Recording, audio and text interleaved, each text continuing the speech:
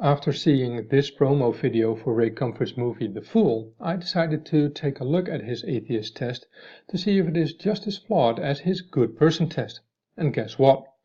I found the atheist test online and it is kind of the way I expected. The test accuses non-believers to either be stupid or liars, when the test itself consists of fallacies, flaws, and even deceptions. First off, they start with the flawed watchmaker argument. In this case they use a cola can, but the principle is still the same. When you are on a beach and you find a watch, you know it has been made by a maker. It doesn't occur in nature by itself. The problem with the watchmaker argument is you can quite easily compare something created by nature to something created by humans. But with the argument of the watchmaker created everything. The watch, the beach the watch was found on, the sea, the dunes, the sky, everything. When everything is made by a creator, you can't distinguish between what has and what hasn't been created because everything was created. You would basically find a grain of sand on a sandy beach or a watch on a beach made of watches. They go on with their flawed reasoning in the first test. The person who thinks the cola can had no designer is A. intelligent, B. a fool, or C. has an ulterior motive for denying the obvious. Here they completely surpass the fact that no God is required to create a cola can, making this whole first test pointless as it involves something humans can make, so of course the design is being recognized. They continue with their watchmaker argument in test 2. And they choose to lead in with a lie. They quote Darwin, and yes, this is what Darwin said, but this is only the first sentence of the paragraph. He continues with this, where he basically says it isn't difficult to believe the eye formed through natural selection. But not only this, also Einstein's quote has been cut to fit their needs as well. It has been taken from a letter in response to the question, do scientists pray and what do they pray for? This was his response, and as you can see right here, they skipped the last sentence. And the only part of what Einstein said that has been used, that has been cherry-picked in order to make him seem more religious than he actually was. Now, test 2 is just as silly as test 1. It again doesn't necessarily say anything about the creator. Neither building, painting, or car requires a god to make them. In fact, for a building and a painting, not even a human is required.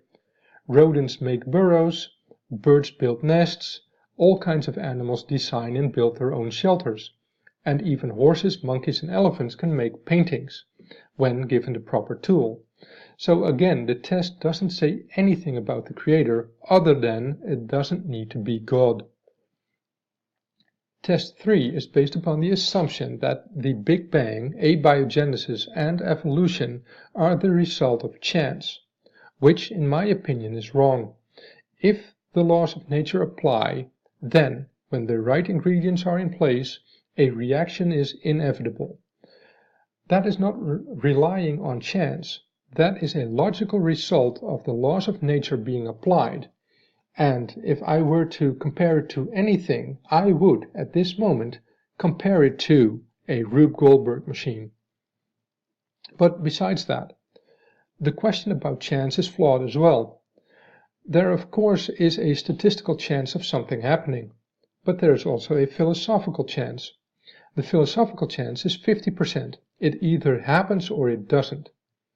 Let's say you take a series of penalties at soccer, about 100 penalties. The statistical chance of scoring a goal is, let's say, 70%. So 7 out of 10 penalties result in a goal. That, however, does not say per individual penalty you take if it is either going to be a goal or not. That chance still per penalty is 50%. It either is a goal or it isn't.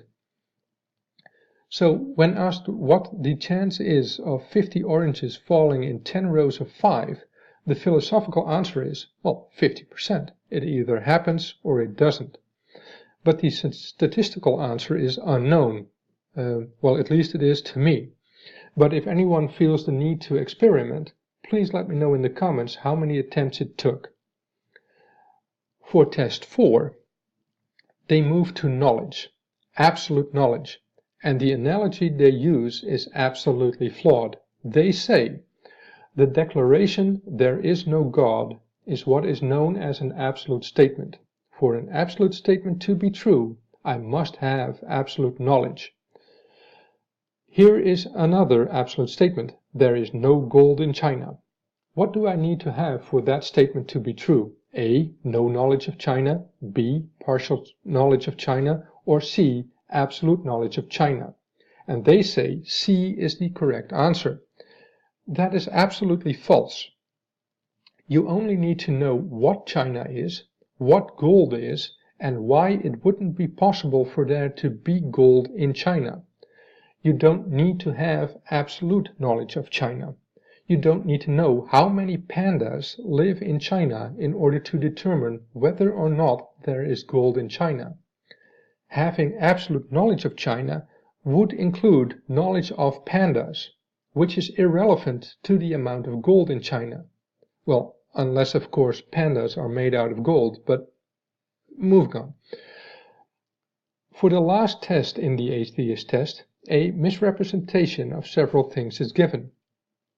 First of all, they miscategorize atheists again by making the distinction between atheists and agnostics, whereas Gnostic and agnostic are an adjective and theist and atheist are a noun, so the adjective needs a noun. It really isn't that hard to understand. Now, you might think that I am nitpicking, but semantics and context are really important when discussing anything.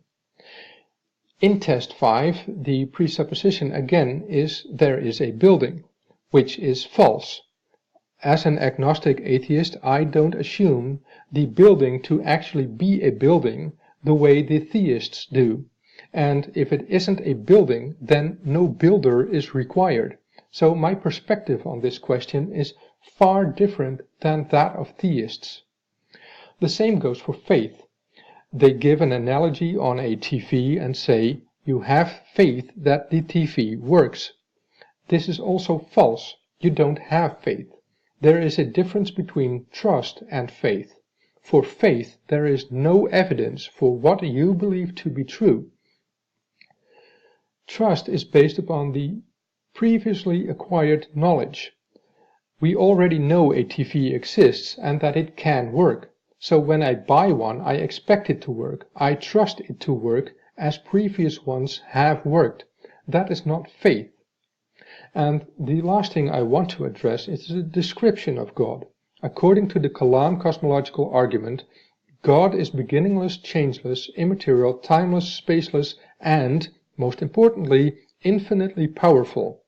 According to this atheist test, God is an eternal spirit, immortal, and he is invisible. But wait, if God is invisible, does it mean then that he is incapable of making himself visible to humanity? That means that he is not omnipotent, and if he is not omnipotent, then he can't be God. So apparently I still don't believe in the existence of a God. Well, I guess I passed the atheist test then. Thanks for watching.